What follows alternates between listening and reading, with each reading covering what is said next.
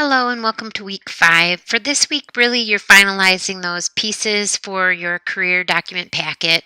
I want you to read the resume critique checklist, just keeping in mind to reiterate what I said in week 4, just 6 seconds. That's how much time a recruiter will typically spend on a resume review before deciding whether to put it in the yes or no stack. So, what are those first impressions you're creating? What does it look like? What are the sections? Are they clearly labeled? Are they placed in the best order? Do you include that career goal, which we're calling an objective statement? Where are any other accomplishments added? The relevance of it to that particular job and company, and the writing style. So you just kind of want to keep that in mind as you move through your own personal critique, but also thinking about how you will peer review a fellow classmates, and you've got on for cover letters too, critiquing them in 3 easy steps. Of course, finding a cover letter reviewer, well, we've embedded that. You'll have a classmate who's going to be your reviewer, but making sure that reviewer understands, you've got that copy of the job posting that you started with, the details about your objective, the copy of your resume, and how are all of these pieces working together? Again, intro, the particular body paragraph, which this article is calling your sales pitch, the closing, the writing style, the relevancy, and ultimately, as we said with the resumes, these need to be user-centered. They need to be focused on the employer.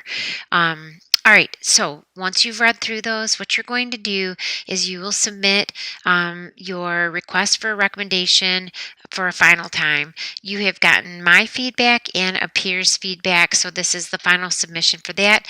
It will appear in the career document packet, but it should be the same one that you're turning in here. In discussion form number 5, you're going to post your cover letter and resume. And what you're going to do is then peer review a classmate's cover letter and resume by answering these questions.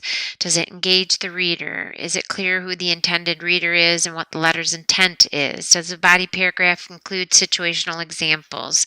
Looking at the closing, the parts of the resume, the language used in the resume.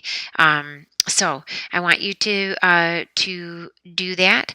Now, based on the article, if it's helpful for your fellow classmate to do a better peer review, I would add the job posting too. You should have, you can upload, I think, up to 9 documents in your discussion forum. So feel free to load your job posting along with your cover letter and resume if you feel like it will help your peer reviewer be more accurate in the review.